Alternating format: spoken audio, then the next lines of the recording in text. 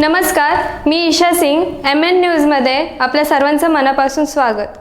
भारताचे सर्वोच्च न्यायालयाचे सरन्यायाधीश डॉक्टर धनंजय वाय चंद्रचूड यांच्या हस्ते जगप्रसिद्ध कवयल्लधाम योग संस्थेच्या शताब्दी वर्षानिमित्त जस्टिस Mnnड centre for cancer survivor lifestyle कंडिशनच्या पहिल्या फेजचे उद्घाटन करण्यात आले. यावेळी बॉम्बे बार असोसिएशनच्या सहकार्याने माणसाच्या अंतर आणि बाह्य संघर्ष यावर परिसंवादचे आयोजन करण्यात आले.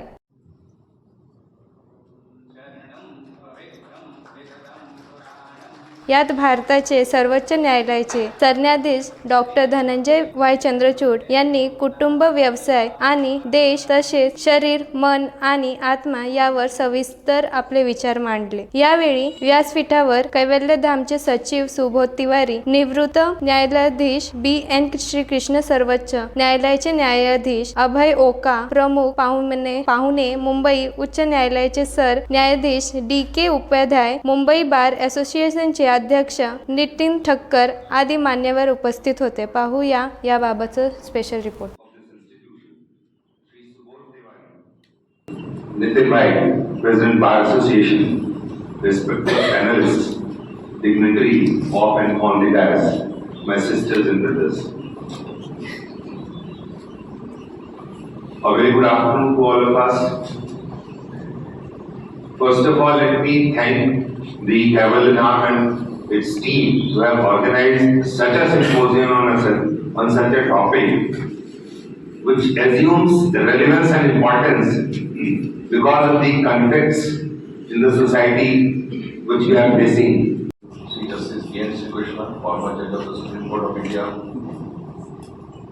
Honorable Chief Justice Ramesh Sanuka, former Judge of the Bombay High Court, Shri Nitin Thakkar, President of the Bombay Bar Association, Shri O.P. Tiwari ji, Shri Subodh Tiwari ji, Shri Shashank Banwal,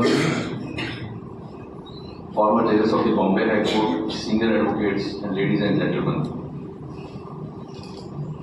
I am very happy to be part of this function of inauguration of Justice Mnnd Center for Cancer Survivors and Lifestyle Conditions. Late Honorable Justice Mnnd was one of the greatest judges of Bombay High Court I have ever seen. Speaking personally, after I became a judge of Bombay High Court, he was always a guide and philosopher for me. I remember I had gone to his house in Pune and spent 3 hours, and during that very valuable period of 3 hours, he gave me important tips which I used in discharge of my duties. I must appreciate the trustees of Justice Mnnd Foundation for their gesture. I must say here that Justice Mnnd Foundation is also helping the cause of legal education. The subject of today's symposium is conflict resolution, internal and external. I think Honorable Chief Justice of India is the best person to speak on the subject. He has a unique style of effectively dealing with conflicts which come before him in the form of cases. We should consider ourselves to be very lucky that he has agreed to spend valuable time of 3 hours with us. Every morning in Supreme Court, we meet at 10:15, my sister and brother judges. There is one topic of discussion, common topic of discussion every day, from where our Chief Justice gets this unending energy. So today he divulged the secret. He said he is practicing yoga for 26 years.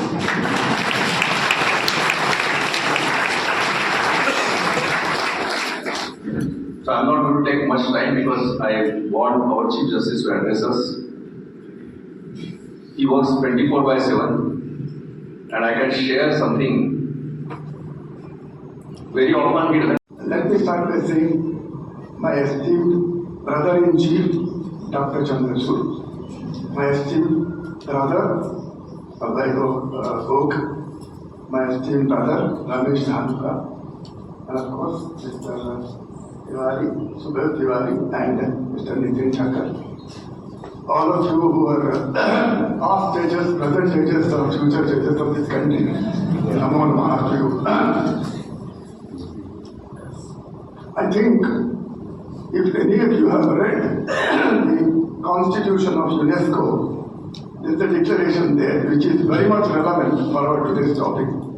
The declaration says, since wars begin in the minds of persons, it is there that we must build defenses against war and in favor of peace. So therefore, if you talk of conflict, it was interesting, in the morning to see the inauguration of the Dr. Pense Memorial Cancer Hospital and Research Center. Dr. Pense himself, Justice Pense himself symbolized what has been called in the Mannd very candidly. Mannd says that a person who adjudicates and gives justice is like a surgeon wielding a knife so as to remove the cause that is creating the conflict. And that is precisely what happens in a situation of cancer. The idea is to prevent. But all diseases are to be prevented before they become diseases, to be taken care of by medication while it still survives, and then after care is necessary. As far as conflicts of disputes are concerned, we are responsibilities.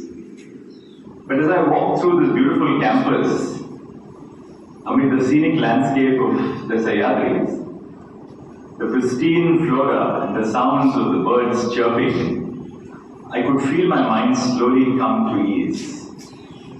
In this bustling world where stress and chaos often dominate our lives, institutions like Development stand as an oasis, a sanctuary for peace, wellness, and for self-discovery.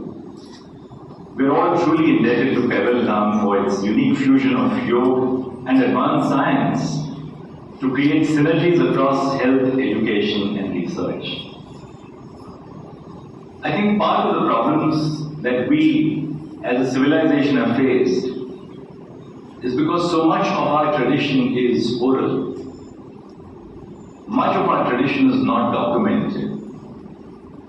But in the environment which is created after the Industrial Revolution of documenting research, of documenting ideas, we somehow lag behind.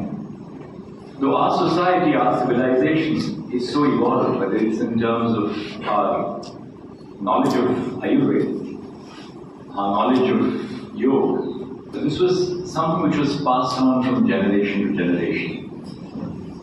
I think the yoga movement, and Development is really an important part of that movement, is to liberate to that extent our tradition from its purely oral foundations by contributing to documenting knowledge. And the reason to document knowledge is that knowledge never reduces by sharing it with each other. Knowledge only enhances by its being shared across societies. In that sense, our conception of knowledge is very distinct from modern concepts of intellectual property, where you seek to monopolize knowledge. You monopolize knowledge and monetize knowledge by the monopoly which the law yields over your property. But to us in our civilization, knowledge in that sense is neither a monopoly nor a property. It's a shared resource which we have received from those who came before us, a shared resource which we hold in trust, and a shared resource which we will pass on for future generations. Yet at the same time, there cannot be any gainsaying the fact that we live in a modern age, an age of science, an age of technology. And the importance of science and technology is the incremental growth that takes place. So as we are all very conscious of the fact, all of us iPhone or technology buffs, we're always conscious about version 2.0. We do that in the e-courts project with the Supreme Court.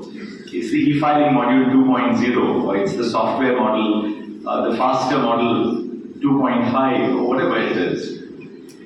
So we are conscious of the fact that we need to document knowledge.